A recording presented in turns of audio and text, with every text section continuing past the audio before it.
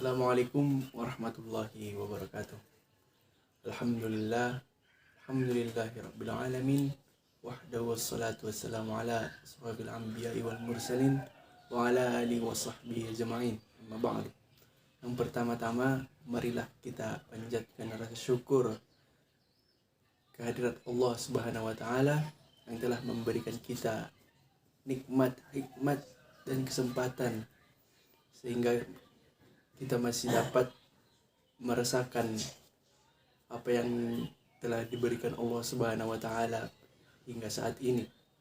Sholawat bertangkaikan salam marilah kita hadiahkan ke Nabi besar kita Muhammad sallallahu alaihi wasallam yang berlapaskan Allahumma sholli ala sayyidina Muhammad wa ala ali sayyidina Muhammad, yang dimana syafaatnya yang kita harapkan di kemudian hari. Amin.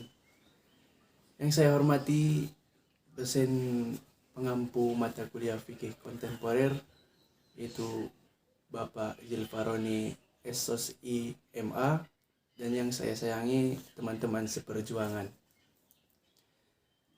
Perkenalkan, nama saya Irfan Fadila Pohan, NIM 1930200059, jurusan bimbingan konseling Islam. Adapun saya membuat video ini ingin menjelaskan sedikit tentang apa itu riba dan bunga bank. Pengertian dan dasar hukum riba atau usury interest yang berasal dari bahasa Arab, artinya tambahan, yang berarti tambahan membayar atas uang pokok pinjaman. Al-Jurjani merumuskan definisi riba sebagai berikut, yaitu kelebihan atau tambahan pembayaran tanpa ada ganti atau imbalan yang disyaratkan bagi salah seorang dari dua orang yang membuat akad atau transaksi. Dalam pengertian lain, riba berarti juga tumbuhan dan membesar. Adapun istilah teknis, riba berarti pengambilan tambahan dari harta pokok atau model secara batil. Secara umum, ada benang merah yang menegaskan bahwa riba adalah pengambilan tambahan baik dalam transaksi jual beli maupun pinjam meminjam.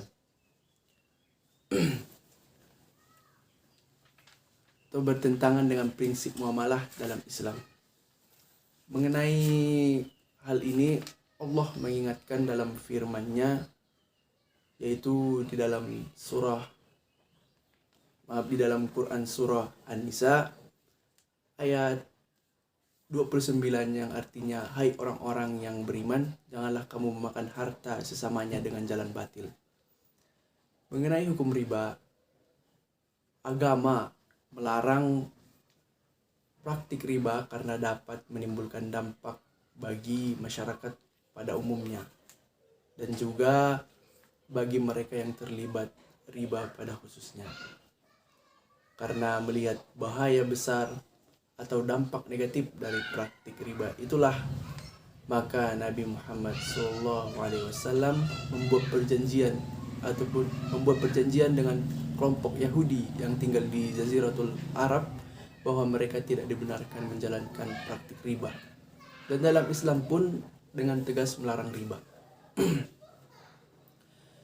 Di dalam hadis-hadis Nabi, kita jumpai hadis riwayat Bukhari Muslim dari Abu Hurairah yang menegaskan bahwa riba itu termasuk 7 dosa besar, yakni yang pertama dosa syirik, sihir, membunuh orang tanpa alasan yang sah, makan riba, makan harta anak yatim, melarikan diri waktu pertempuran, dan menuduh zina wanita baik-baik.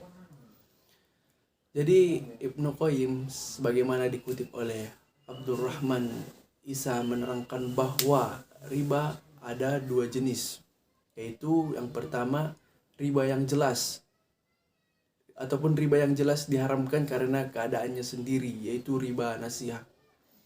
Riba yang terjadi karena adanya penundaan pembayaran hutang. Riba nasiah ini hanya diperbolehkan dalam keadaan darurat ataupun terpaksa. Dan yang kedua yaitu riba yang samar, yang disamarkan karena sebab lain, riba fadhal atau riba yang terjadi karena adanya tambahan pada jual beli benda atau bahan yang sejenis. Riba fadhal ini diharamkan karena untuk mencegah timbulnya riba nasi'ah, jadi bersifat preventif. Sebagian ulama yang membedakan antara riba nasi'ah dengan riba fadhal seperti membedakan antara berbuat zina dengan memandang atau memegang wanita yang bukan istri atau mahramnya dengan nafsu syahwat. Memandang dan memegang wanita seperti itu diharamkan karena untuk menghindari perbuatan zina. Dan riba fadhal ini diperbolehkan apabila dalam keadaan darurat atau hajah atau emergency atau necessity sesuai dengan kaidah fikih. Hajah atau keperluan yang mendesak atau penting saja itu menempati di tempat terpaksa, sedangkan keadaan darurat itu menyebabkan boleh melakukan hal-hal yang dilarang dalam keadaan darurat.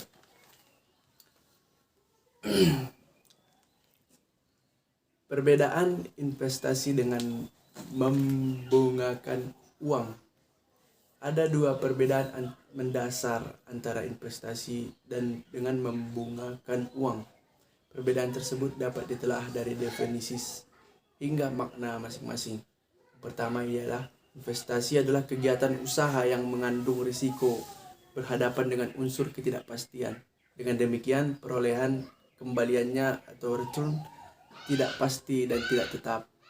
Yang kedua itu membungakan uang adalah kegiatan usaha yang kurang mengandung risiko karena perolehan kembalinya berupa bunga yang relatif pasti dan tetap.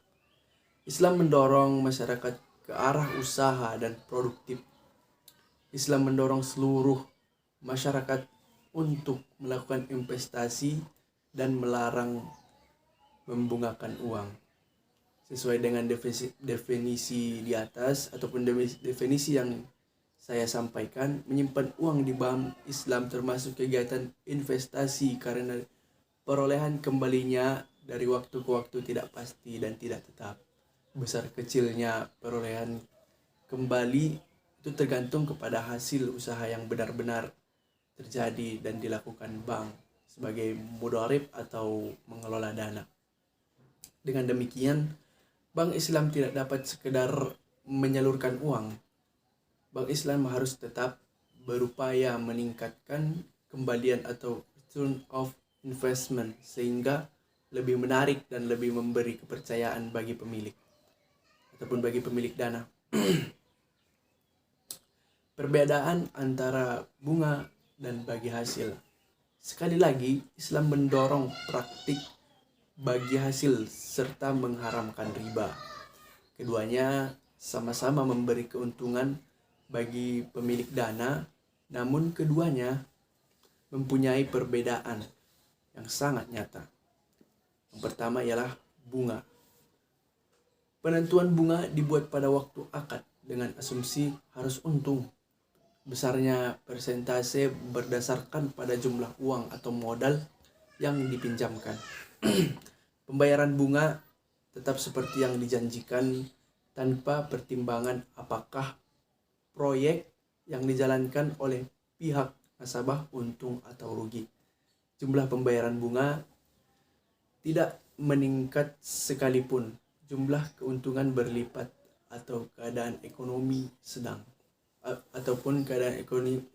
sedang booming. Eksistensi bunga diragukan atau kalau tidak dikecam oleh semua agama termasuk Islam. Yang kedua ialah bagi hasil. Penentuan besarnya rasio atau nisbah bagi hasil dibuat pada waktu akad dengan berpedoman pada kemungkinan untung rugi. Besarnya rasio pada bagi hasil berdasarkan pada jumlah keuntungan yang diperoleh. Bagi hasil tergantung pada keuntungan proyek yang dijalankan. Bila usaha merugi, kerugian akan ditanggung bersama oleh kedua belah pihak. Jumlah pembagian laba meningkat sesuai dengan peningkatan jumlah pendapatan. Tidak ada yang meragukan keabsahan bagi hasil. Yang terakhir ialah produk-produk dari Bank Islam sebagai ganti sistem bunga. Bank Islam menggunakan berbagai cara yang bersih dari unsur riba. Antara lain wadiah. Wadiah ialah titipan ataupun titipan uang, surat-surat berharga atau deposito. Pihak bank berkewajiban menjaga titipan itu dengan penuh amanah. Di antara barang titipan itu atas seizin penitip dapat digunakan atau dimanfaatkan oleh pihak bank. Yang kedua ialah mudharabah. Mudharabah ialah suatu perjanjian usaha antara pemilik modal dengan pengusaha. Pemilik modal menyediakan seluruh dana yang diperlukan dan pihak pengusaha pengelolaan. Hasil usaha bersama ini sesuai dengan kesepakatan bersama pada saat dibuat dan ditandatangani perjanjian. Yang ketiga ialah musyarakah. Musyarakah ialah suatu perjanjian usaha antara dua atau beberapa orang pemilik modal untuk menyerahkan modalnya pada suatu proyek. Keuntungan dibagi atas kesepakatan bersama atau berdasarkan besar kecilnya modal. Maksudnya atau berdasarkan besar kecilnya modal masing-masing. Demikian juga mengenai kerugian yang diderita dicantumkan dalam perjanjian kerjasama itu. Dalam masyarakat kita kenal istilah patungan atau joint venture. Bank di satu pihak dan pengusaha di pihak lain. Dan yang keempat ialah murabahah. Murabahah ialah pembelian barang dengan pembayaran ditangguhkan. Pembiayaan murabahah adalah pembiayaan yang diberikan kepada nasabah dalam rangka pemenuhan kebutuhan produksi. Cara yang ditempuh ialah pihak bank memberikan barang-barang yang diperlukan oleh nasabah atas nama bank tersebut. Pada saat itu juga bank menjual barang tersebut kepada nasabah dengan harga yang disetujui bersama dan akan dibayar dalam jangka waktu tertentu pula. Nah, sekianlah yang bisa dapat saya sampaikan. Jika banyak kesalahan ataupun kejanggalan, saya mohon maaf. Kepada Allah saya meminta ampun. Wabillahi taufiq wal hidayah. Assalamualaikum warahmatullahi wabarakatuh.